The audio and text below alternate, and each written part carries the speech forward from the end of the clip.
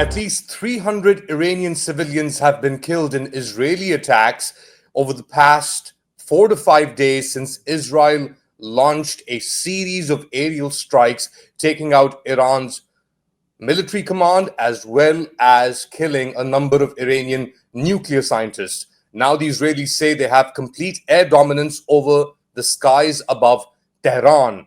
Meanwhile, reports indicate that US President Donald Trump might have stopped the Israelis from going after Iran's supreme leader, Ali Khamenei. To get an idea of what is going on, we're joined by Trita Parsi. He's the co-founder of the Quincy Institute. Trita, let's get straight into it. What is your initial, or what is your impression 5-6 days into this war? I think the overarching impression is that this was a major mistake by the Israelis, a major miscalculation.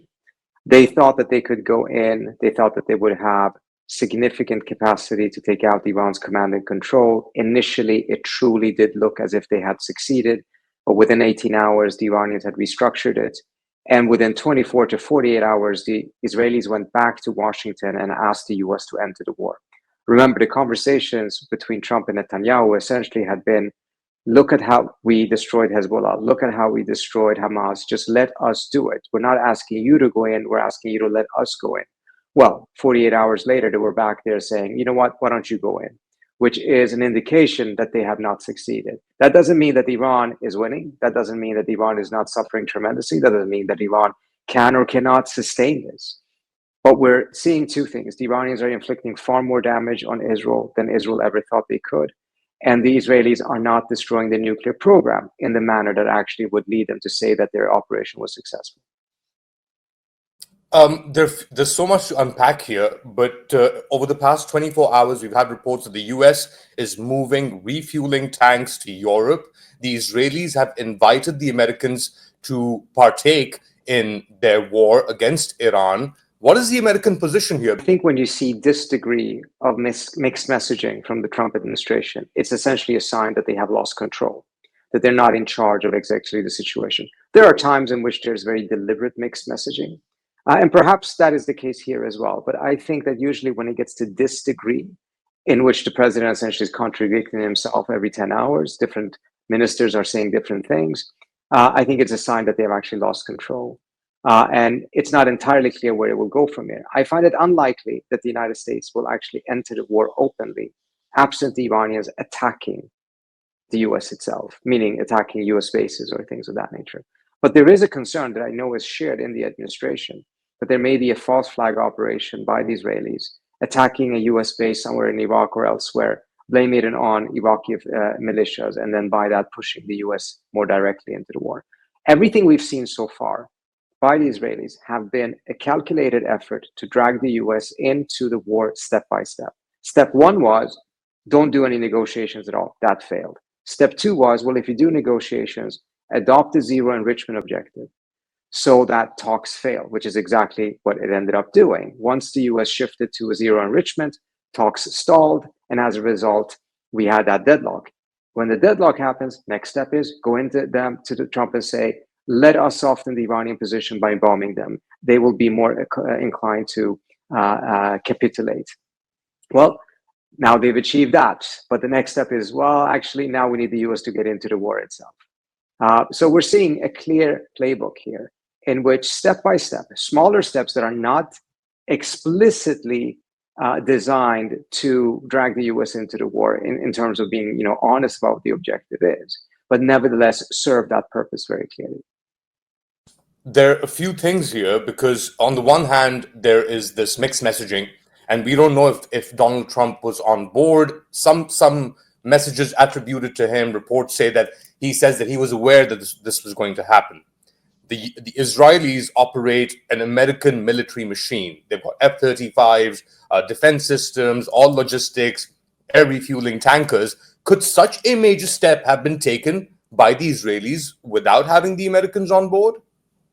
No, I don't believe that for a second. The Israelis would not have done this without having the US on board, giving either a green or a yellow light. And it seems like the light that was given was somewhere between yellow and green. They did not do this in defiance of Trump. That is very clear. the mixed messages from the Trump side, I think, is largely because they didn't know exactly how it was going to go. So at first they said that they're not involved in it.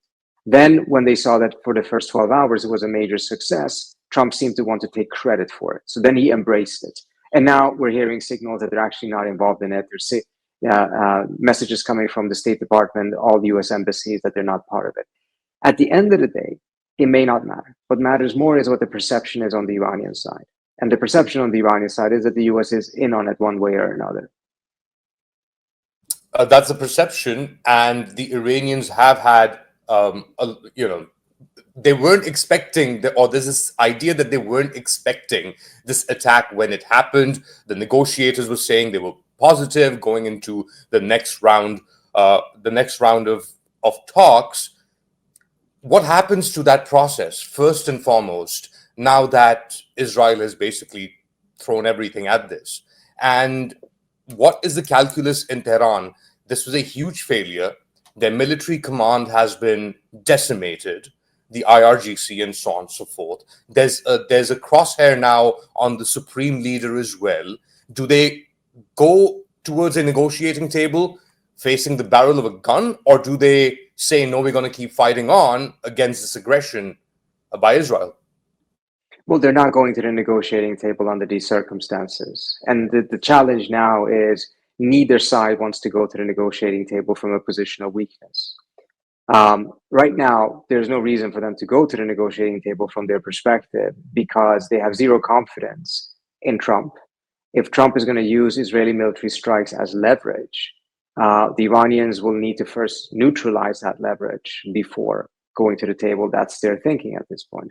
Could there be a situation in which, out of major weakness, they will have to? Perhaps that scenario is something that could happen. That's not where things are right now, and it doesn't seem like that's where it will be anytime soon. The Iranians are ready for a longer fight, 2 or 3 months, perhaps even longer. The Israelis also don't seem to be in any mood to deviate or look for an exit. I think, frankly, that some of the headlines that have been coming out from Wall Street Journal, etc., saying that the Iranians are desperately seeking negotiations is actually misinformation spread by the Israelis in order to make it less likely that the Iranians will come to the table. Because if the narrative is that they're coming at it from the position of weakness, it makes it more difficult for the Iranians to get to the table. And so basically there are then limited options available, it seems, that this will escalate to an extent, you think?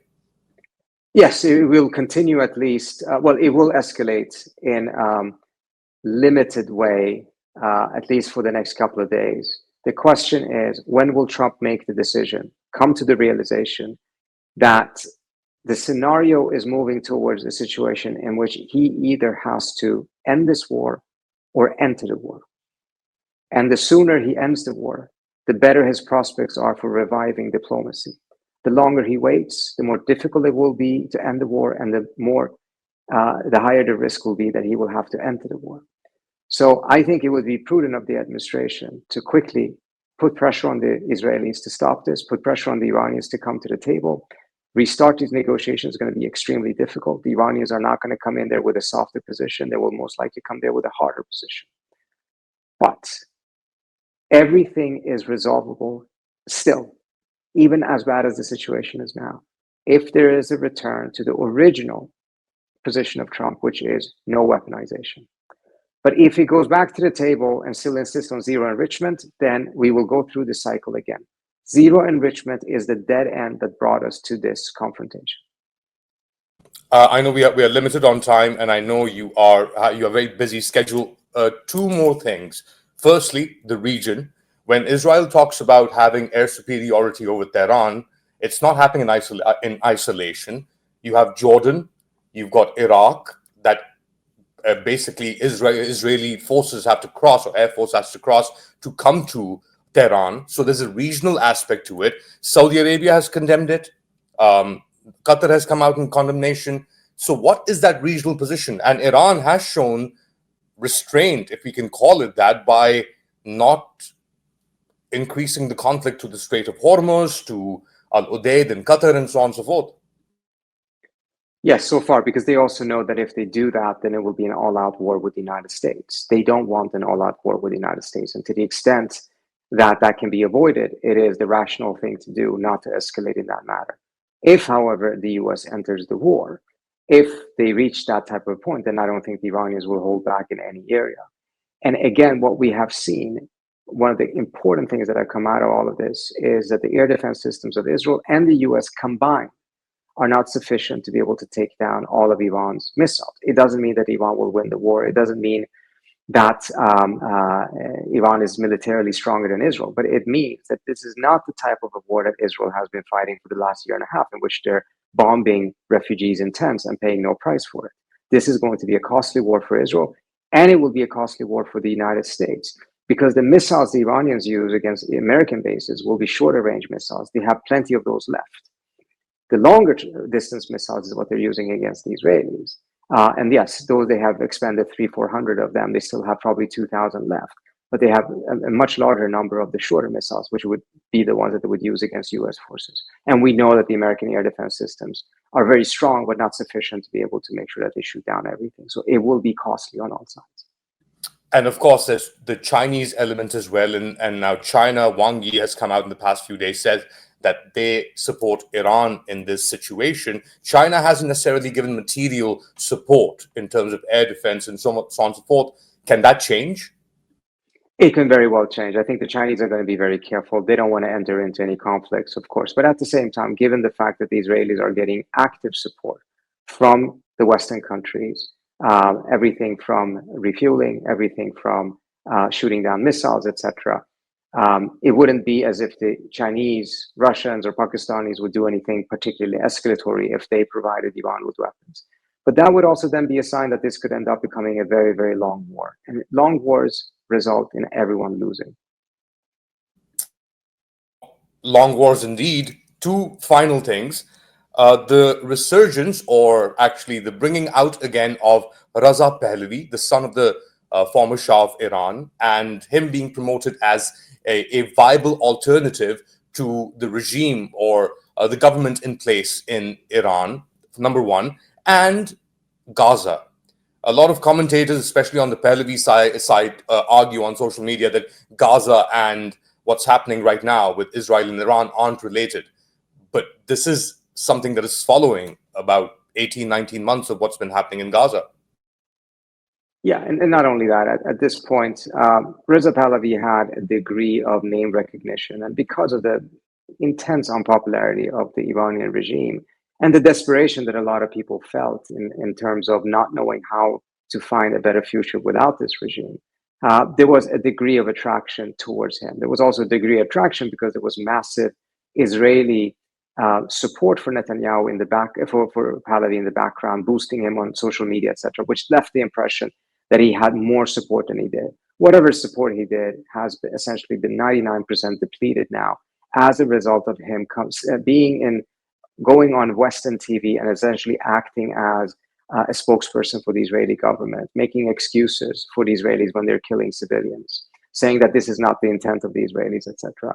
At a time when Iranians are seeing that the Israelis are setting off car bombs in Tehran, essentially the definition of terrorism, and then seeing Reza Pahlavi defending them on air in Western TV stations, I think whatever little support he had is essentially completely gone at this point. And then finally on Gaza. Well, the connection to Gaza here is primarily because of the fact that the Israelis saw an opportunity to just go after everyone that they wanted, because they had now an excuse in which a new reality had been created, in which all of the different restrictions that had been put on Israel from Western powers in the past had been taken off. The Biden administration started out, of course, and let the Israelis do more or less exactly what they wanted in Gaza. The Europeans are, really making a mockery of international law, issuing statements condemning the Iranian retaliation, but not saying anything about Israel starting this war, not even saying anything about the fact that Israel is bombing nuclear facilities.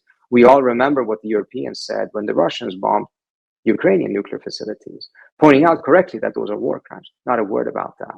So, this type of impunity that has been provided to the Israelis by Western states is exactly what ensures that wars like this start, or wars like this continue, and is exactly what is ensuring that there will not be any de-escalation. For de-escalation to happen, there needs to be pressure from Western states on Israel to end this war. And that cannot be the case when they don't even dare to criticize what Israel is doing, let alone standing in its way.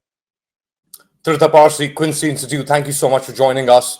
Trita Parsi there joining us and giving us his invaluable insights on where the situation stands at the moment and what to expect. What do you guys think? Tell me in the comment section. Do like, subscribe, and share this content. Take care. Bye-bye.